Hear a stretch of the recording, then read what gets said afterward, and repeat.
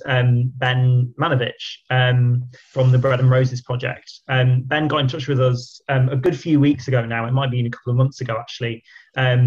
And we were really excited to invite Ben along to come and speak to us about the Bread and Roses project and what they're about and what they're up to. And we're really glad that we finally managed to line it up.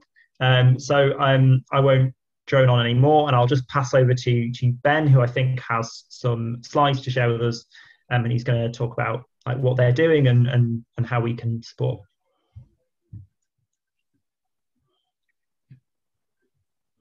Yeah, thanks for that, Matthew.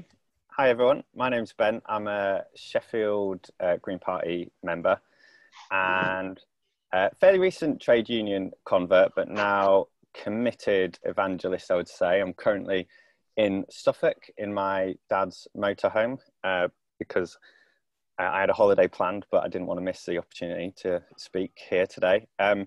So yeah, I've set up this project with a friend of mine, and the drivers behind it are basically we want to see a world built on principles of environmentalism, economic justice, social progress and democracy.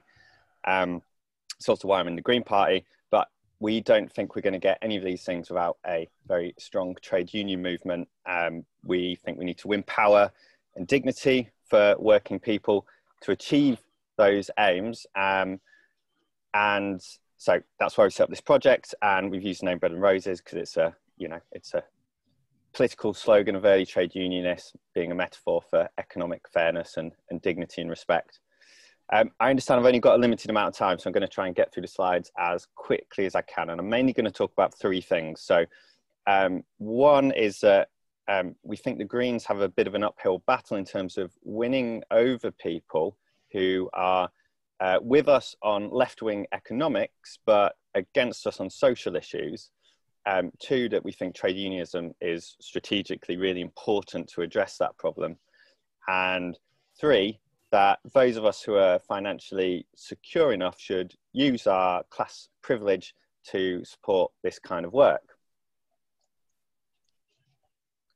So, I mean, we're in a great position in one way in our country because the majority of the British public are with us in terms of wanting ambitious action to protect the environment. They're in favour of redistributive economics and they support democratic reforms. And if that was it, then the Greens would win a landslide election. But unfortunately, the public is quite divided when it comes to social issues. And this is division which is deliberately fostered by the right. It's mainly down class lines and it hands them election victories. We also have massive and growing economic inequality that we're living through, which is depressing our democracy and our environmental hopes. Now, I'm going to mainly talk about the social issues, but I'm happy to answer any questions about inequality, democracy, and the environment at the end.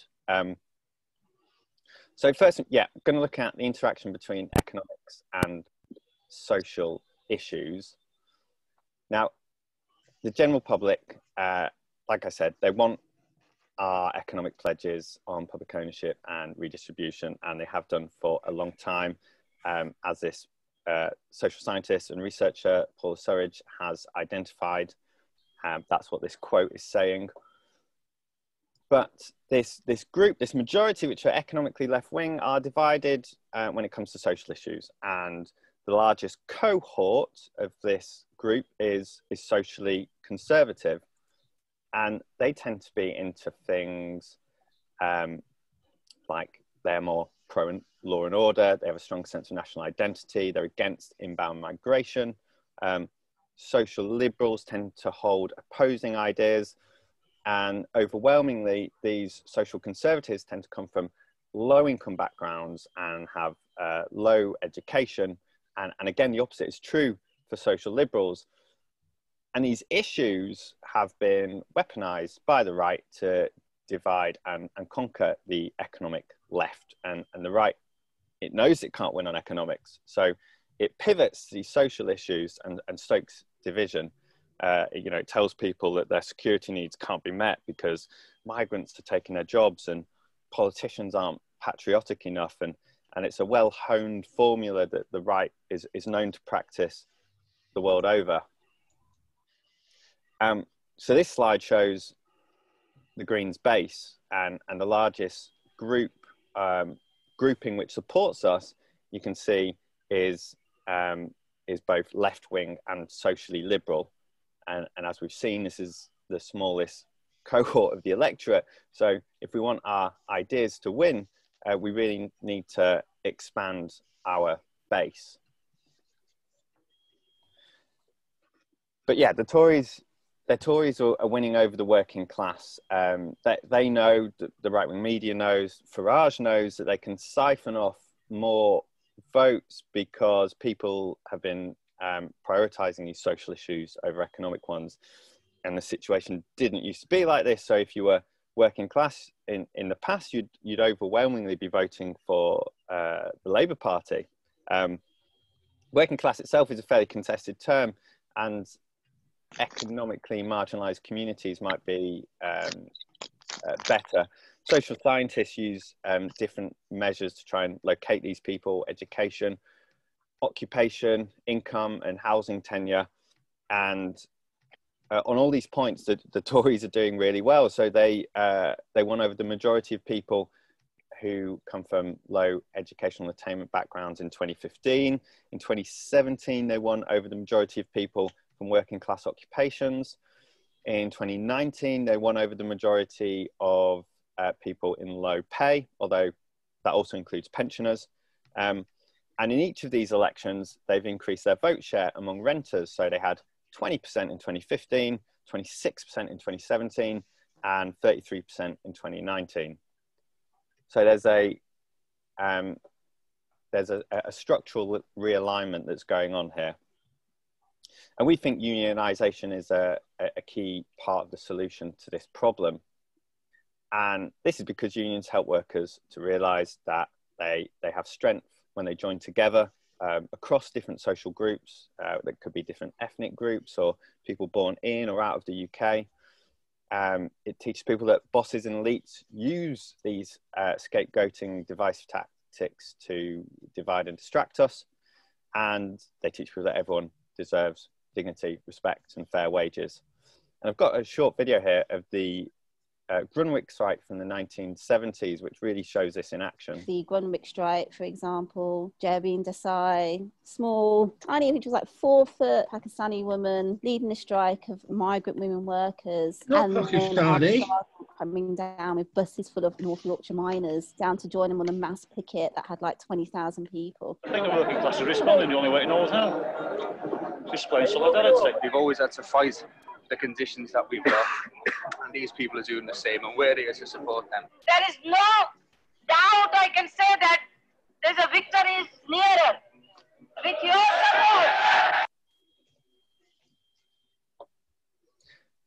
support. So yeah, the known outcomes of trade union organising are: when unions win, their members are more economically secure and dignified. Union members are immunised from the social division rhetoric, in part because of their educational impact of being in a union, as well as their economic security, and are much more likely to vote for left-wing parties. This is a quote from the Trade Union Congress and some research they've done showing both in the private sector and the public sector, you're going to be earning more money if you're in a trade union.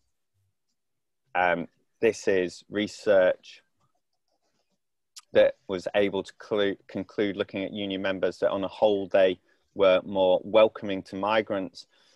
This was European-wide research, but there's also been polling from the UK that has supported this. For example, members of the big three unions overwhelmingly supported being in the EU.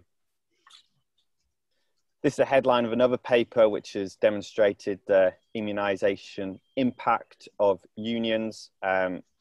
Again, this is European-wide research, but Hugh Bainon, who's a professor of labour relations, has also found that areas in Durham where the pits closed 40 years ago voted Tory at the last election, compared to where pits closed more recently, they stayed Labour.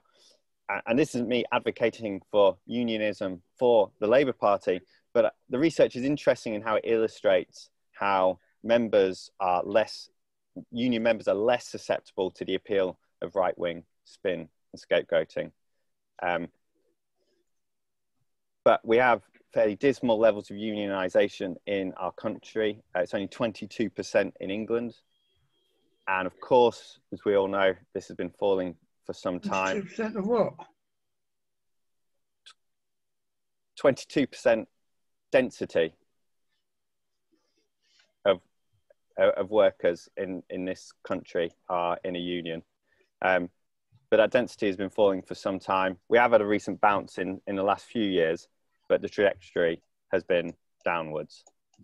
So taking all this into account, it's perhaps not a surprise that only Harold Wilson, as Prime Minister, was able to deliver both economic populism and social progress when unions were at their strongest in the UK. So he did things like bringing steel back into public ownership and repealing anti-trade union laws, whilst also passing the Race Relations Act, the Equal Pay Act, and he did things like decriminalising homosexuality and getting rid of the death penalty. Density was upwards of 40% throughout his tenure.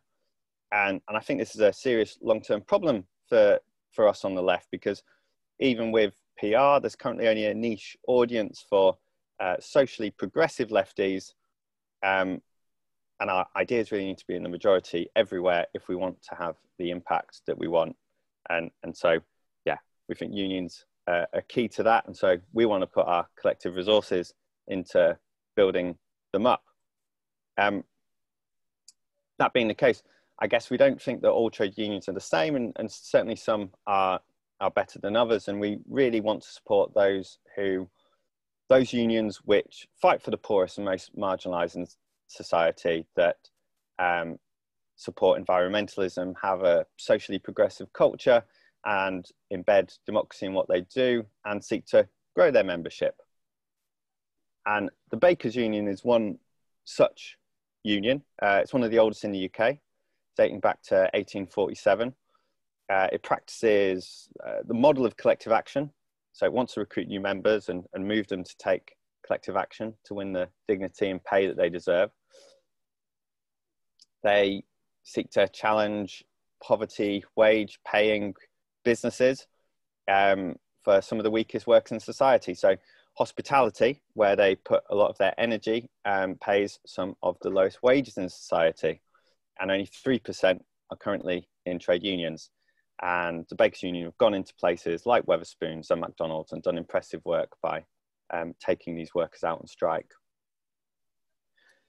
And this is particularly important because people from ethnic minorities are disproportionately represented in hospitality and paid worse than their white employees. The Bakers Union have also set up Sheffield Needs a Pay Rise in Sheffield, which is a campaign to do more of this, organising precarious hospitality workers and targeting big hospitality businesses.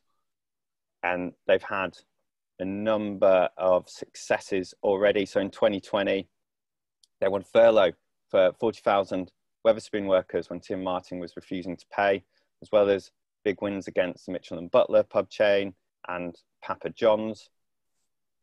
Here's an image from the Papa John's protest, where we demanded stolen wages back, and I've got a short video here of the workers claiming success.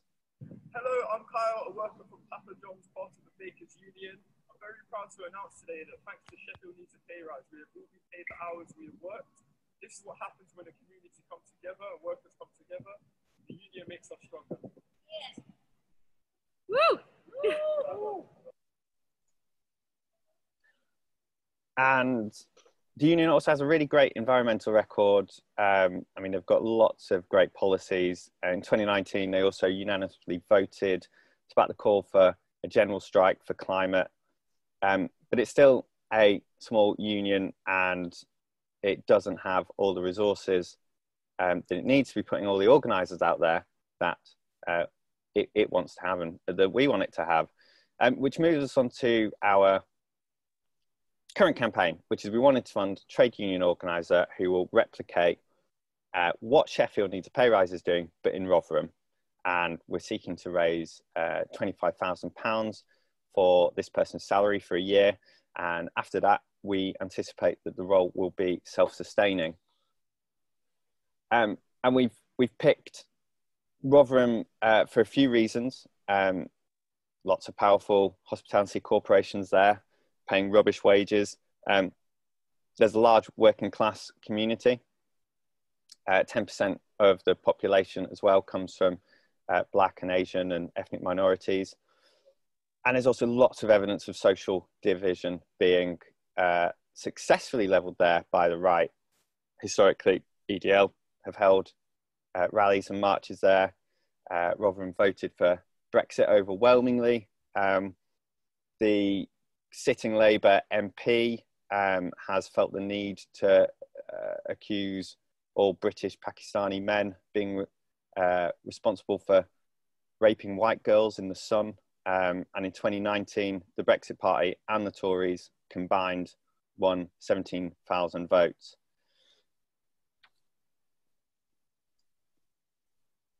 So we are seeking support from the financially secure. We've not all suffered equally under the current system. Some of us have decent jobs with decent incomes. Some of us have been able to afford nice houses. We might have inherited money or property or been given money by our parents. And we'd really like these people to support us. Anyone can support us, but those of us who are financially secure have the most resources to do so.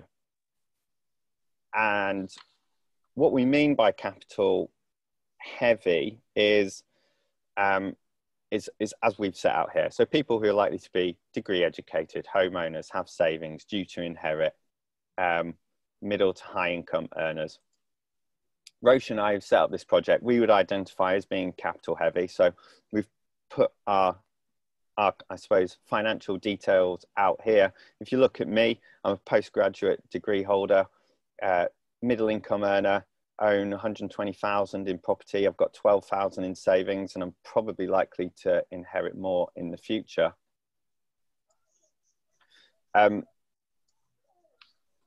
Sorry, I just skipped through a slide there. This is a table from the Resolutions Foundation's research. It was some research that was published at the end of last year.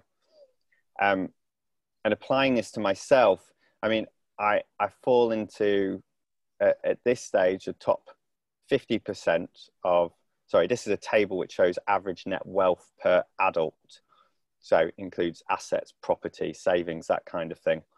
And I own, alone, I'm probably in the top 50%. If you include my partner's wealth, top 60, sorry, top 40%, and perhaps even top 30. If you look at this table, which shows income distribution in the country, well, I'm definitely in the top 50%, probably earning around 24,000 a year. At times, though, my income has been much higher, so up to at one point earning 55,000 a year. So I was in the top 10% at that time.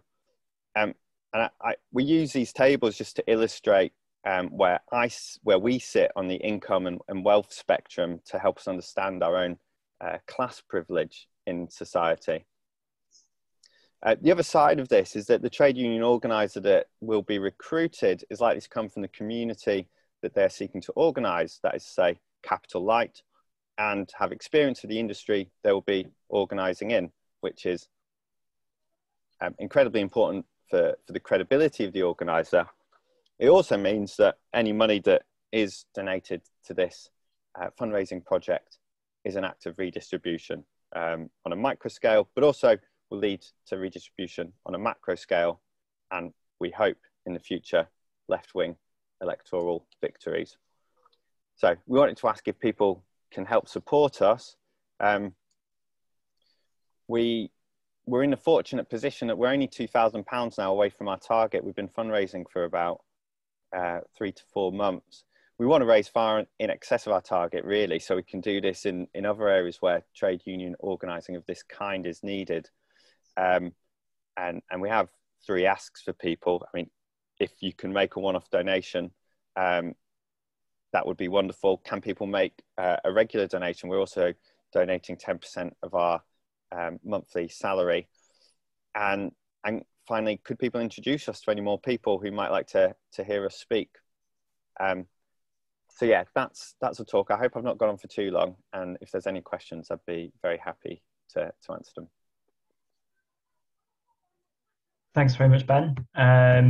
Cool. So yeah, I think we've got some good time to have some questions, which is always the best bit. And I've seen there's been lots of discussion in the chat already as well. So I'm just gonna change the way I'm viewing people so I can sort of.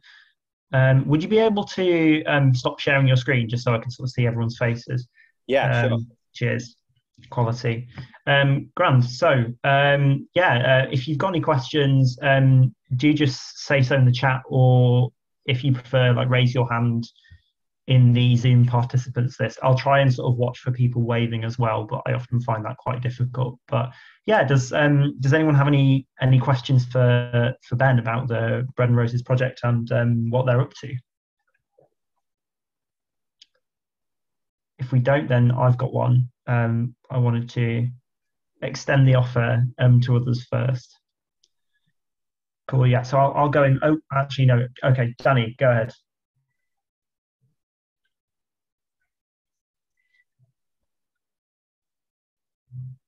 We can't hear you, Danny.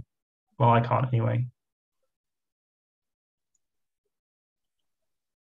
Is that better? Yeah, that's good. Change the default microphone. So Ben was talking about the decline in union membership, and there are all sorts of reasons that explain it. But historically, I think one of them is that unionism at its height was most closely associated with a period in time when people worked together in large numbers in coal mines, in factories, in shipyards, etc. And modern patterns of employment have moved away from that heavy industrial basis, and I think that's partly correlated with the declining popularity of union membership. I mean, obviously Thatcher's attacks on unions is another significant explanatory factor. But I have found in office environments, for example, or service environments, that the workforce tends to be more atomised, and people, because of their conditions of employment, they're often agency workers on 0 hours contracts, maybe fixed term contracts, unpredictable hours, high degree of insecurity associated with their employment, and working in smaller units, smaller offices, smaller factories, smaller workshops, smaller restaurants and cafes and bars and hotels. They have less opportunity to form a cohesive sense of collective identity. And yet the Bakers Union, in the face of that, seems to be overcoming some of those difficulties, and indeed extending their membership into areas like Wetherspoons and some of those other nightmare employment spots that we've got in the contemporary UK. So what is this kind of formula that the Bakers Union is able to use to overcome the difficulties presented by atomisation and casualisation of the workforce? Thanks, Danny. I'm just going to sort of add one to that because I guess it's sort of connected. I just wanted to ask sort of what you can tell us about, like, where exactly you think, like, you expect the organizer who's like salary or funding to be working, and sort of what you think their sort of top priorities are going to be in and around Rotherham. Being really interested to hear sort of like what the Bakers Union's plans for that job are. Sorry, Matthew, I was just writing down the first question, I think, when you were asking me yours. Cool. I was basically asking like what the organizer you're fundraising for is going to be sort of focusing on. Grand. So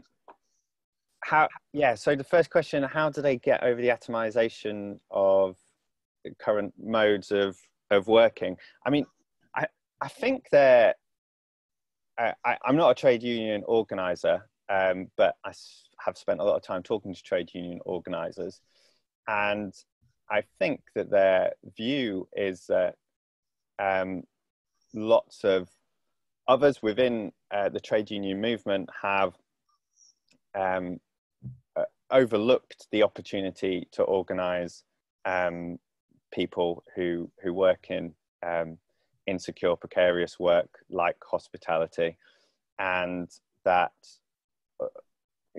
Rowan, who's the organizer in Sheffield, she says, you know, she'll speak to people who say work at KFC or McDonald's, and they don't necessarily know straight away what a trade union is, but as soon as she explains it to them, they want to join up really quickly. She says signing people up is not hard because you know, they know that the system is rigged, that they're being treated really badly, and they want to fight back. I think also there has been, you know, the 1980s was mentioned, and obviously that was a huge period for the trade union movement and a huge hit. And I've certainly heard it being suggested by many organisers that the trade union movement became more conservative as a result of their losses, as a result of their setbacks, and began to practice more a model of service unionism rather than trying to recruit members and moving them to take collective action. And it's one of the reasons why the Bakers Union is particularly successful, like, I suppose, is that they are singularly focused on both increasing their membership and taking collective action, and they keep showing that it works. And I think they're hoping that through more successes that more unions will start following in their footsteps. And I think there are early signs that that is happening. Certainly Jane McAlevey seems to be incredibly popular as a speaker in you know, in trade union circles in the UK at the moment. And so what will the union organizer be focusing on? Well, it's the same stuff really that's been going on in Sheffield, and there's also been a completely separate fundraising project that's gone on in Leeds to do the same thing that's been going on in Sheffield. So we're going to have one in Rotherham and one starting in Leeds fairly soon, and there's hope that these projects will be, you know, mutually reinforcing, because, you know, workers from one area will be able to come and picket a site in another nearby town or city when you know, when that's needed. But yeah, the focus is going to be, I think the organizer will be going into places like McDonald's, Wetherspoons, KFC, speaking to the workers, finding out what their problems are, and seeing and trying to recruit enough members, get enough density in those workplaces to use that power to get the wins that they need to improve their working conditions and improve their lives. Thanks very much. Does anyone else have any questions for Ben about the project, about his presentation? I can see a hand from Martin. Go ahead. You're muted, Martin. Spacebar trick. Yeah, my question is about this. Who will be the employer of this person? Will they be encouraged to belong to a different trade union than the one they work for? There's sometimes a problem within trade unions.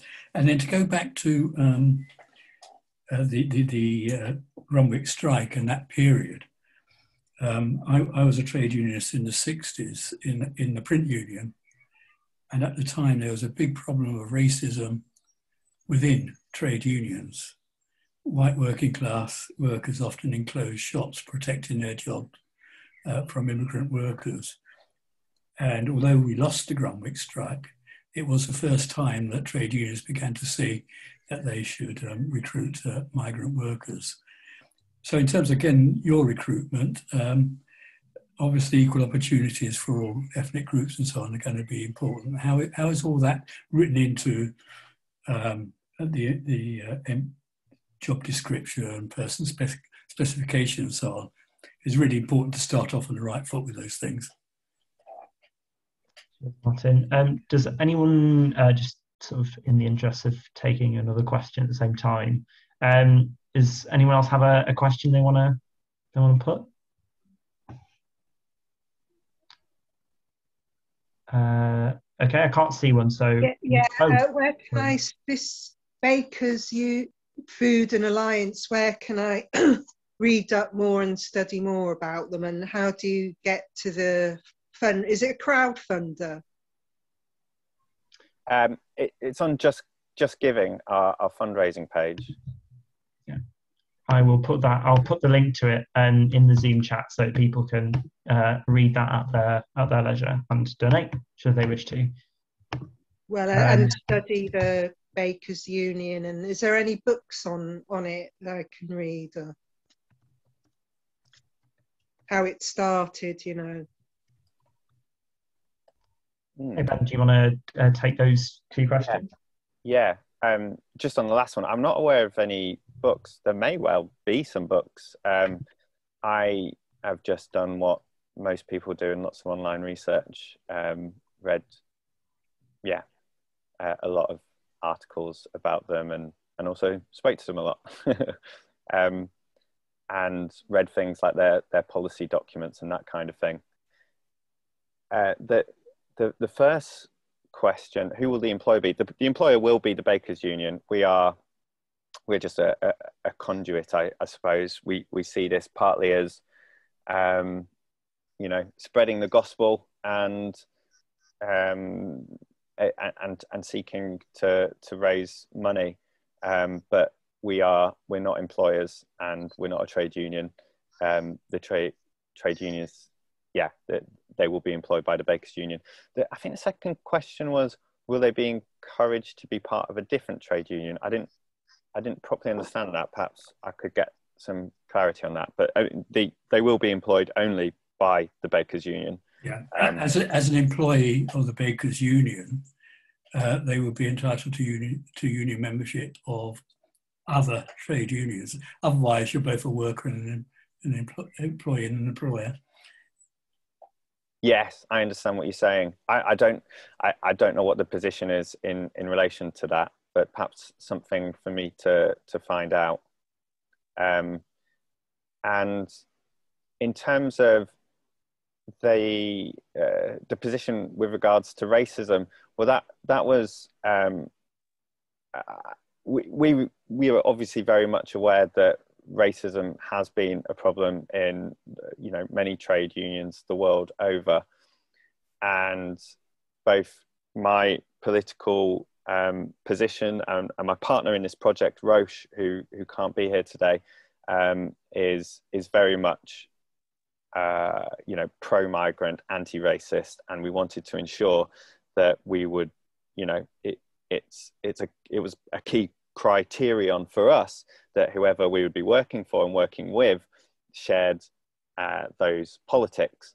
And so we've had lots of conversations with the organisers who work for the Bakers Union about how they address racism when they see it, and how they go about creating a culture which is kind of built on solidarity and open and welcoming, so we were very persuaded by the things that they told us. I mean, they've got groups that are set up within the union which are dedicated towards improving how they deal with these things, and they have lots of prominent workers who take center stage, who are black or from ethnic minority backgrounds. So it's very important to them, and that was a key reason why we wanted to work with them. Thank you.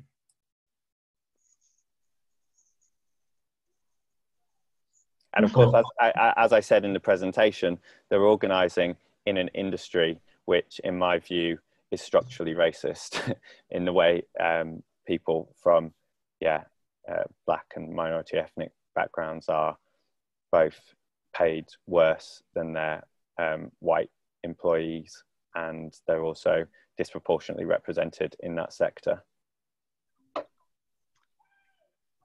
Cool. Thank you so much, Ben. Does anyone have any questions left for Ben to answer? Um, Can't find the chat on my smartphone where these links are, but it's it's not as good as my computer, which I can't get into at the moment. Cool. What we'll do is after this meeting, probably either today or tomorrow, we'll make sure to share the link to the Just Giving page by email as well, so that everybody who's on our mailing list gets a copy of that. But yeah, if you are able to access the Zoom chat, yeah, do just you'll find the link there, and you can go read more and donate if you wish to. I can see. I think I can't tell, but I can't tell whether Roy's. Yeah, that's a hand. Yeah, sorry, it was off to the side. So we'll take Roy, and before we do, does anyone else have a question they want to pose to Ben before he comes back? Grand. Okay, we'll go to Roy and then back to Ben. We can't hear you, Roy. You're muted, I'm afraid. Sorry, can you hear me now? Yeah, you're quite quiet, but yeah. Okay, sorry. Can we also post a link on our Facebook site as well for the campaign? I've heard about the campaign before this, and I was delayed getting